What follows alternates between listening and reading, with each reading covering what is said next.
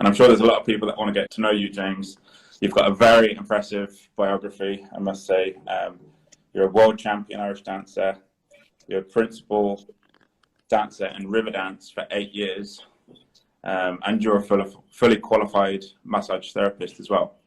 And you're the owner of, founder of KLIX dance company. It sounds like you have got a lot going on, which is very impressive. Yeah, just trying to figure it out, you know yourself as you go along, listening to your gut and trying to find why you do what you do, and the kind of paths that I've taken, and now I'm in this position, but loving it. It's still developing, and I'm still trying to find, what it is I want to do, but this seems to be growing all the time, and opportunities like this are perfect for me to explore that and help, dancers along the way as well. Yeah, definitely. Yeah, definitely seen since you left the tour, and you've definitely hit the ground running. It seems with all your all your own projects, but also joining other people's projects. Like Kristin and Fusion Dance Fest, and plenty of all these experimental projects, I suppose. Like you said, to find out what direction it is that you're going creatively. But that's brilliant. That you're doing so many different things and exploring. You obviously have a massive passion for it. Yeah, absolutely. And Irish dancing is going like this, so and I'm interested in many avenues, and I'm the type of person where I like a lot of things, and I like doing a lot of things. So yeah, at times I probably bite off a little bit more than I can chew. Yeah. But I love it, because every choreographer I work with, I always take something back of, if it's from the therapy world, kind of feed that in, and it's all about building this catalog and this vocabulary of what it is that I guess I want to do it through choreography or through therapy or working with Irish dancers. It's all feeding into that, so it's an exciting journey, and Irish dancing is just moving so fast, so it's great that we're all finding new ways to push it forward.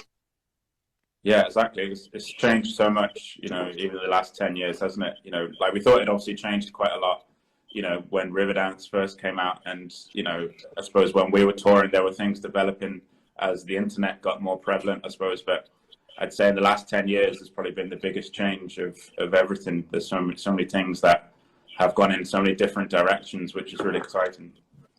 Yeah, it is moving so fast, and the digital era has definitely accelerated that, and it's great because now it's no longer choreographers that are creating material. It's every dancer putting up their videos, and it's just it's moving, which is great, which is so good, because that drives everyone, and it's a motivator. Yeah. It's great for exposure for Irish dance, and you look at what the likes of Carja and the Gardner brothers and you guys, it's just like, yes, let's just keep pushing it forward, Yeah, exactly. I think, the more Irish dancing gets out there into like the mainstream, the more commercial sort of it gets, I suppose, the more opportunities there's going to be for everyone. Because, I suppose before it was kind of in this bracket of either you're a river dancer, or you're one of those people that wears curly wigs and goes to a competition sort of thing.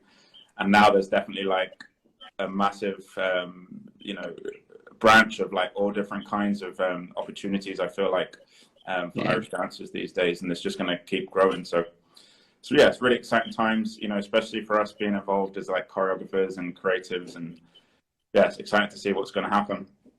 But here, James, we're going to bring you back to the beginning, because you're from a place called County Cavan, and it's one of my favourite places actually that I've been to in Ireland. I'm not sure whether it was because it was my first Black Yol, but I remember having such a great time there. Can you tell us what it was like growing up there? Well, it was actually interesting because I was born and reared in London. Oh, right. So I was a South London boy originally. No and way. then I never knew that. Yeah, my parents moved to back home to their home in Cavan. And now reflecting back, it was a bit of a culture shock, going from the city life to you know, rural living was like, was mad. And I was the only English guy in the town and whatever. Right. And I played a lot of football as a kid in England, and then only kind of started dancing when I moved over. And then that's when the dancing kind of took off. I joined Mona Roddaigh's school in Dundalk. And I don't know, in a way, I didn't really struggle with the transition, but I just lived to dance. You know, once I moved, I was like, wow, this is phenomenal. I didn't know what it was, I couldn't explain it. But as soon as I started dancing with Mona, it was like, this is what I was meant to do. Yeah. So very fortunate that change happened. Yeah, that's really great. And how did you find out about Mona Rodaigh? Because that's quite a distance, is it, from? Yeah, about an hour. Yeah, I don't know. My mother just, I'm not too sure. I think she might have asked around see what good schools were in the area, and that was the one that, I'm not too sure actually. That was the one that she. Yeah, she definitely picked a good one anyway. Yeah. You know, it's quite, for those of you that don't know, I'm sure you do, it's quite a legendary school, and you know, it's produced countless champions and leads of shows, and so the training there must have been quite intense. I can imagine it was taken quite seriously. But you enjoyed that, it sounds like. Yeah, no, I thrived on it. Especially during the time that I was there, there were some phenomenal dancers. So, you know, watching them through each class and aspiring to their ability was just like, okay, this is like, you could feed off the energy. And then I love the competitive element, I love the training element, and just getting better and trying to develop technique and strength. And yeah, but they live to dance. Mona always said, you can only ever do three things: sleep, go to school, and dance. And that was pretty much, it's pretty much what I did till I was about 19. Yeah. Nice. That's so cool. Yeah, just to hear you break it down, like, you know, all the different elements that are involved in dance, and there is so many great things. You know, it's not just a hobby. It's something that keeps you fit. It's something that, you know, gives you a focus. It's got that competitiveness. You know, and it's great as well. You had so many people to look up to. I was the same in my school, and I think that's probably why, you know, I sort of got to the level I did, I suppose, because I wanted to be as good as the other people, you know. But if there weren't people that good in the school, I don't know if there would have been that sort of drive, you know. I also think it's a massive benefit to have older, experienced dancers in the class that you look up to. So that was great. And Kira used to be my dance captain actually in Lord of the Dance. No way. So that was a memory, because we did a workshop there and sort of brought back the memory. She was the my dance captain in Troop 2 for a couple of years. It's great the way it comes round again, isn't it? Yeah, it's mad. And obviously Dervla, like, you know, went on to be like a TV host and do all these crazy things, like. Yeah, and aside from the dancing, like, they're great people. You know, they taught it, like what you were saying. You know, they taught us great life lessons, and you know, I think, you know, that stage of development for any adolescent, you know, figuring life out, it's important to have good role models, and I owe them a lot for the education and the person that I've become as well, and understanding what it means to be motivated and disciplined and a general all-round good person, you know, because, you know, yourself, ultimately, it's good at being a great dancer, but if you're a crappy person, none of it really matters, you know. Exactly, yeah. You know, you could only get so far on that, and you get found out. So it's a great quality to be, you know, to surround yourself with good people, and then obviously learn all those great lessons at a young age, and you obviously turn into a fine young man, which is great. And you seem very humble and modest, and, you know, it's, you know, considering the amount you've achieved, you know, it's just like, you're so down to earth, and I think that's a great quality that you have. Thanks, man. No worries. So yes, you obviously went on to Riverdance then. Did you do any shows before Riverdance? I think I met you actually in a show before you were in Riverdance. Yeah, I did. The very first show I did was 2 or 3 weeks with Gale Force Dance. That was in China. And I didn't have any interest in doing shows. I was still competing at the time. I was kind of at the end of my competing days. I did that tour, and I was in university doing architecture at that time as well. And then they offered me the opportunity to go on the road with their sister show, Dance Masters. And that was kind of like, that was the breaking point of me. I loved the challenge of transitioning from the competitive dancer. I felt like I had achieved everything I could in that world. And now moving into the professional world and understanding about the connection with the audience, the performance elements, the traveling and all those kind of things, the social elements as well. I love that. So I did that for 2 years before I joined Riverdance. But I thought that was really important because it allowed me to develop my craft. And Richard Griffin, the choreographer and creator, was really good at kind of harnessing that. So then when I did join Riverdance, I knew who I was starting to become as a dancer, a professional dancer. And I think that was very important, Yeah, that's a really good point. Yeah, that you got to, get that confidence as well on stage, and obviously when you got to Riverdance, they then saw something great in you. And did they approach you about doing the lead, or was there an audition? Or how did that happen? But you know yourself, these things are all about timing. I felt like when I joined Riverdance, I wanted to be a lead. I was like, that was my goal. Yeah. So when I joined, it was very much so to be the best troupe member as possible to get seen and potentially, become lead. But I was fortunate enough at the time that one of the leads had left and they needed to train someone in. Right. So it just worked out for me. I made myself ready when the time came, and I was lucky enough that it came soon after that. Yeah, that's brilliant. And so you went on to dance lead for 8 years, is that right? Yeah, more or less. I took little breaks here and there. I did the likes of Prodigy and a couple of other shows. But yeah, 8 years. Wow. Yeah, we have a running theme in the, unintentionally really, we have a running theme in the choreographers this year of working with Alan Clifford. Yeah. Which is great, because he's obviously a good friend of all of ours, and, it's a nice tribute to him really as well. Yeah. And so I'm guessing like joining Prodigy as well, then did that give you another dimension of your style and stuff like that? Absolutely. Well, as soon as I saw them on Got to Dance, I think when people watch, Riverdance for the first time and they're like, okay, that's what I want to do. When I saw Prodigy, I was like, that's what I want to do. I was just I was blown away by it. And even the stuff that you guys were doing, way back in your early days when Fusion Fighter started to develop, I was like, yes, this is where I want to go. This is cool. And from working with contemporary sort of, around more and just like more modernized and just cool and kind of experimenting. And then working with Alan was a phenomenal experience. That definitely directed my style, which I feel like is a good thing and a bad thing, because I love his style so much. When I'm developing my own, I want to pay tribute to his, but not copy, Yeah. So I find myself questioning all the time. I'm like, okay, I don't want to is that too much like Alan? Yeah. But I'm just I'm such a fan, so it's tough.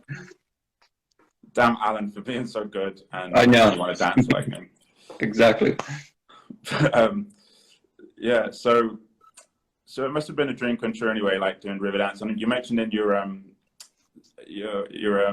biography about Radio City, was that like a really special place for you to dance at? And are there any other venues that sort of stand out that you were thrilled to perform at? To be honest, I'm not. I don't. People talk about these venues like the Radio City and that. To me, it's more about the experience and who's in the audience. Radio City was such a great experience, but when if it's your family or someone that you're performing to, that's what makes it more special. Yeah. Yeah, that's what makes it special to me, to be honest. And the best performances I had and the most enjoyable were when my family came to see, or the first time my parents came to see me in lead, because I was just like, wow, all those years of all that work, and here we are, and I get to repay them, you know. So I really enjoyed that, and to me, it's more special than the venue itself. It's more about the moment, I suppose. Yeah, I think those are the memories that you're going to look back on, and the photos and the videos that you have from your family coming to visit. I could definitely resonate with that. I do have some funny questions for you, actually, that some of our Instagram followers, I actually read some of them now because they're quite funny. One of them said, "Who is your favorite bagpiper?" And that was from John Hunt Music. Yes. I'm guessing he is your favorite bagpiper. He's the only one I know. There you go, John. You're his favorite. And then we had Train with BM Fitness. And he says, "When are you getting married?" I'll get married whenever he does. Nice. Put it that way. Okay. There you go. BM, whoever BM is. And we might as well finish it off. Murray Heaton says, "Who and what inspired you to start Irish dancing?" So I guess your mum, who said? Yeah, it was pure fluke. Yeah. My story is actually a bit random. I have 3 sisters, and they danced. So I used to go to class for waiting in the car and playing my Game Boy or whatever. And the school that I danced with at the time, I danced with Des Silk and Julie Loughlin in London. And they needed someone for a dance drama for the Worlds. They needed a small person to lie in a coffin. So I was that person. I was only 9 years old, and I lay in a coffin for the whole thing, and I popped up at the end, and that was my introduction into. So I done my first Worlds before I could even dance. So then from that, I just started. And I was so nervous as well.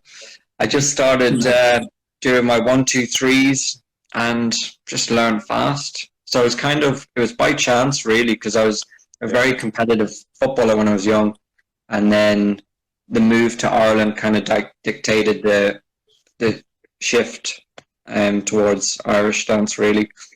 Nice. So yeah, like obviously the touring life isn't for everyone, but obviously given the length you're on the road, I'm presuming you got quite used to it and you're quite suited to it. Like, what was your favorite thing about touring? It was the people. It's always the people for me. I mean, I loved the dance element, but it was the family, you know, that you develop on the road, and the friendships and the memories and the crack. And there are other elements too, you know, like traveling itself and exploring the world, and, you know, doing the shows and developing your craft and expressing yourself through dance. But for me, it's about the people, really. And that's what I love. You can take those friendships now and like they'll last forever. And I'm still very close. The best friends I have in the world are the ones I made through the tour life, and very grateful for it. Yeah, no, it's definitely a popular answer. You know, you get to meet so many great people in Irish dancing, especially when you're touring, you get that bond. You know, you're obviously spending a lot of time together. You're sharing these really unique experiences together as well, of traveling and doing these, you know, performances that are kind of, you know, like, I guess when we first started dancing, none of us like ever imagined like that we would have careers performing professionally. You know, Irish dancing just, you know, we didn't think that Irish dancing could be a career, you know. Yeah. So I suppose, like, you know, it's just amazing, like, once you actually get on the road and share that with all of those friends, you know, and they really do stay friends for life. And someone says, "Are you going back on tour with Riverdance?" There's no plan to at the moment. Just working on my massage therapy business and figuring things out. But hopefully one day. I'm getting older now as well, so you could do a comeback, big comeback. Well, you might be touring with KLIX then, so you might have to like just do, you know, one-off flying squad gigs or something, you know, while you're touring with KLIX. Oh yeah, I mean, yeah, like, to be honest, I'm doing a lot of dancing in other fields as well. I'm actually doing a gig at the moment for the Disney movie, which is incredible, because you know, it's not, it's the furthest thing from Irish dance. It's jazz and hip hop, and it is an extreme challenge, and you're dancing in the room with these phenomenal gifted dancers, and to be in their presence and learning from them is like, so I'm trying to learn from other forms as well, and then bring that into Irish and help, you know, help it grow from there too. Yeah, that's brilliant. Well done. Yeah, it sounds like you're really sort of getting out your comfort zone and just trying all these new things, which is amazing. You know, it's the only way you're going to progress, and, you know, to be able to bring all that knowledge back together, like you said. And yeah, this is it. Yeah, and learn from other people. So tell us about KLIX. So your mission statement there was the progressive Irish dance company driven by innovation, creativity, and compassion. And how did that get started? Well, I would say I've kind of done that was my original mission statement. I kind of set up the company about 4-5 years ago when I finished my touring career. And now it's more about, you know, we're a corporate entertainment company, and we do a lot of events and that in and around Ireland and Dublin. But it's really about creating a platform for dancers to express themselves through these events, and also provide like education for dancers to move from competitive into the professional world. You know, teach them about the business side of the industry, about payment and self-worth, and then obviously the dance elements, how to use your arms and the performance. So that's kind of what it's developed into, because, you know, like, we're figuring these things out as they go along, and we're trying to create a world where there's a bridge between the competitive and the professional, exactly like what Fusion Fighters is. It's allowing dancers to express themselves, because in competitive dance, we don't really tell much story or show much emotion. You know, a lot of it's very happy. And, you know, it's just to kind of start that development. But I don't know, the opportunity came up when I was finished touring to do an event, and it kind of just, snowballed from there. And I think we have about 60 or 70 dancers on our books, and just, you know, trying to create opportunity for dancers, you know, giving them a wage to help themselves through college, or if it's meeting up socially, or if it's just expressing themselves. That's what we want to do, and just have fun doing it. Pretty much it, you know. Nice. Yeah, that's amazing. And it sounds like it's just, you know, continuously evolving, which is great. And yeah, they couldn't have a better mentor, in my opinion. So yeah, best of luck with that. And sounds brilliant. You know, it sounds like a brilliant opportunity for people that really want to learn the business. And, you know, so definitely check that out, guys. You know, there's not that many opportunities like it, if you know what I mean. So it's great that you're doing something like that for dancers. And I guess, yeah, like with us, you know, it's kind of a similar thing with the community, I suppose, trying to just provide a platform for dancers to, you know, just to get noticed and to learn and to meet people. Yeah. You know, so it's definitely great to hear that there's more, you know, things out there for people that want to transition into professional dancing and get an insight from someone who's obviously experienced all of those things. Sounds excellent. And it gives them the other avenue, you know, yourself, from, you know, the competitive world. Not like the best competitive dancers, they're not necessarily the best professional dancers, and vice versa. You know, so it's great to see dancers who maybe struggle in the competitive world, or it's just not quite clicking, and then they can really develop. You know, if it's showing emotion, it could be really theatrical people. And I like seeing that too. You know, it offers that other avenue rather than having to go to a fesh to dance. You know, you can do these other things, and there's other opportunities out there. And it's great, you know.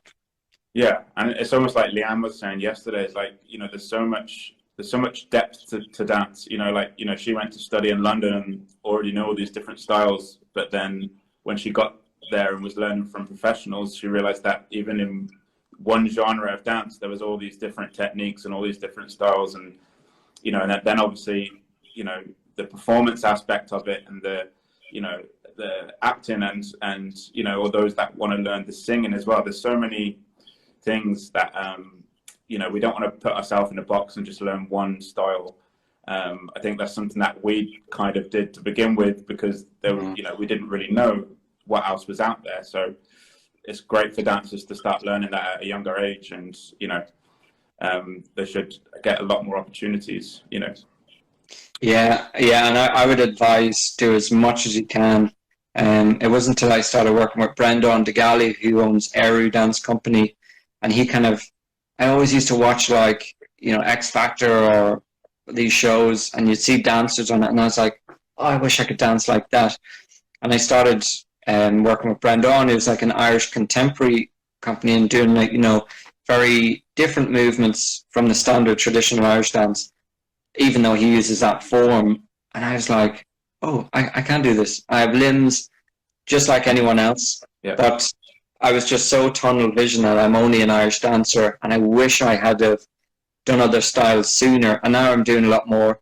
But I'd advise, you know, try different things, move the body in different ways, experience other people's ideas, and you'll be you'll be more rounded dancer, and you'll probably enjoy it more as well.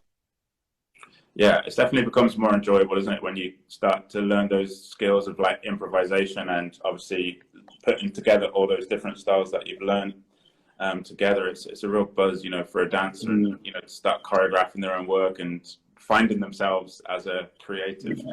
So that's great, you know, and you know, it's clear to me, obviously, that, you know, you're insanely talented and you're really driven. You know, and you've developed a passion and love for dance over the years, you know, especially performing, it seems, and creating. But can you pinpoint, like, where that has come from, or has it just been like a gradual progression, like, you know, like you said, joining Dance Masters, and then that gave you the drive to want to be leading Riverdance, and then you came across Prodigy? Was it just like a general, you know, like, you've obviously loved dance since day one. Yeah. But what is it that made you want to, like, do what you're doing now, like, with KLIX and everything else? I don't know. I'm just listening to my gut, to be honest. You know, I think it's all intuitive. Like, when I was dancing, like, I never really thought about it. I just did it because it was something I wanted to do, and I enjoyed it. It was never really a conscious decision, to be honest. It was always subconscious, and I never even thought about or wanted to do dance professionally.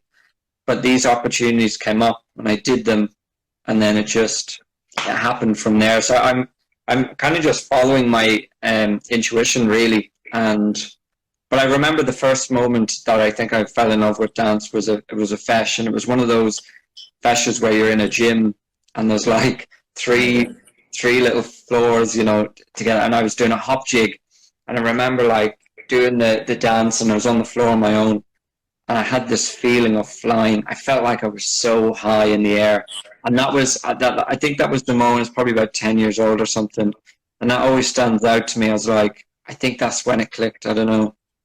Yeah, and then you realize someone was picking you up from behind. Yeah. And you're like, oh damn, I'm not flying. Well, that is actually one of the questions that we normally ask. The 3 questions we normally get is, have you ever fallen on stage? So we'll start with that one.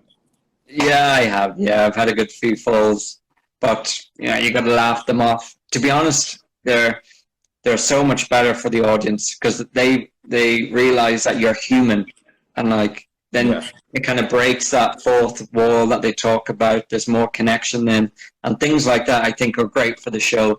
And you can have a laugh. You can laugh with it and carry on, because everyone makes mistakes, and once no one gets hurt, I think a fall is the funniest thing. Yeah, well, we get mixed reviews with our fail videos over the years. I think, like, literally, like, 99% of people like them, and there's definitely 1% that give us a hard time. Yeah. But yeah, I think it's pretty funny as well, especially, you know, like, obviously only if they're okay. Like, if they're not okay, then it's obviously not funny. But I don't know, it's hard. I just find it hard not to laugh at the fails, you know, when people send them in, and obviously I know that they were all right. But Leanne actually said that she'd never fallen over yesterday. So that was I don't know whether she's holding back or she actually does. Yeah. Just have, no, you know, she's got the best balance ever, and she's never been on a slippery fall before. Oh my God. I suppose the second question that most people ask is always, could you give, if you could only give one piece of advice to the dancers out there, what would it be? God, like there's so many things, you know. You could, you know yourself, you could talk about advice all day. I think it's with one, you know. Yeah. First, the thing that pops into my mind is just enjoy it. You know, dance is there; it's meant to be enjoyed.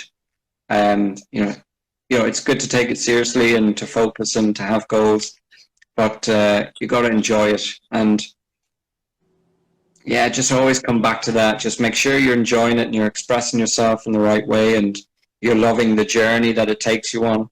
Because dance is a completely it's a transcendental thing. Like it's something that once you're in it, it takes you to another place. And I think that's so cool. So I'd say just enjoy it, give it everything, and live it. Yeah, would be my advice. That's great advice. So Fusion Dance Fest, anyway. So what can the old cast members expect when they're working with you? Do you have anything planned? Well, I'm working on, because I've done a few of these types of videos before, and I like dancing with intention. So I'm working on concepts. So rather than just, you know, just doing dance steps or anything, which is okay as well, I'm really trying to create stories or some kind of message or meaning. So that's what I'm working on at the moment, to really, you know, entertain as well, to entertain and create a good piece of videography through dance and tell a story and have fun and be a little bit more creative. So that's what I try to do myself. It's always, okay, what else can we do? What else can we bring in with the dance element to make it, you know, just a fuller experience? So that's what I'm working on at the moment. Nice. And has it been more challenging attempting to do it digitally, putting on a digital showcase, or have there been any, has it sort of changed your approach to it? Yes and no. Like, it is challenging in some elements, but then it also opens another door in others. You know, because what we're doing is we're making a film, we're making a movie, you know, and that's kind of, you know, it's what we're doing. So you kind of have to think like that, and you're creating dance for film as opposed to just, you know, how does it look in a space? You need to think, how does it look in a 2D screen? So, no, I'm enjoying it. You know, I've done a few of these, and each project has kind of got better. And yeah, I'm looking forward to doing these ones because I have some good ideas, and I'm liking where it's going, you know. Well, we're delighted to have you on board. I think we've got a really good lineup this year. So guys, if you are interested in working with James, and of course Dane McKinnon, Leanne Stubbs, and of course the three Fusion Fighter girls, Murray Trainer, Leisha Dunn, Eve Sheridan, then definitely sign up. Yeah, so finally then, the massage therapy as well. I don't know how you found time, but was that like a long course that you had to take for that? Yeah, I've done, and I'm still doing courses now because like the learning is unlimited. It's never ending. But yeah, I've done 3 years of studying like sports therapy and myoskeletal therapy, and I love it. It's great work, and it's great to help dancers because I'm still a dancer myself, and you get these niggles, and sometimes it's hard to find the right therapy. And through my years of Riverdance, and for those people that don't know, you get like 3 or 4 massages a week. You get physio whenever you want. So we've been lucky enough to be exposed to really good therapy. And I found that was just like so good. And it helped me understand about my body. And now to be able to provide that for dancers is like, I love it, you know. And it just, yeah, I really enjoy the work. And it's great that I can continue that on for the next generation, and hopefully many more to come. Yeah, that's brilliant. You know, fair play to you. Like, I honestly don't know where you find the time to sort of do it everything that you're doing. I think it's amazing. But yeah, that's great that you've got all these different interests, you know, and you're following all of your dreams, and you know, that's fantastic, you know. No, it is a good. It keeps me occupied anyway. Yeah. I think of one more question here, which is, what was it like working with Kristin Fontella? Because that's obviously one of our good friends at Fusion Dance Fest. I saw that you did a project with her recently, and it looked like a really sort of interesting idea for a concept. So will you tell us just about that? Yeah, no, it was great because I've worked alongside Kristin on a few projects, but it was the first time working on one of Kristin's projects. And you know, yourself first and foremost, she's a beautiful person, and then she's been creating and developing her own style and ideas, and I've been following that, and just really like what she's doing with dance and her fluidity, and she's got some incredible ideas, and production wise as well. Her husband Dara has incredible ideas, and I was just like, oh, this is really cool, like this kind of resonates with me. So the project was very interesting, and again, it was that hybrid of a digital live interactive show, which is, you know, essentially what we're doing now, which had its own challenges in itself. And it's like, okay, how do we create, you know, a piece of choreography that we can connect with the audience through the lens as much as possible? But it was so good, amazing to work with. She's really good people person. She's really good at allowing ideas to manifest. And yeah, I've learned myself as a creator, learned so much from working with her, and you know, just can't speak highly of her enough. So I'd say we'll wrap it up, and yeah, I just want to thank you so much for joining me tonight, but also at Fusion Dance Fest. I think it's going to be smashing to have you there, and the cast are really going to enjoy working with you. I know they are. Yeah, I just really look forward to seeing what all the choreographers are going to bring. Looking forward to it. Can't wait to get going.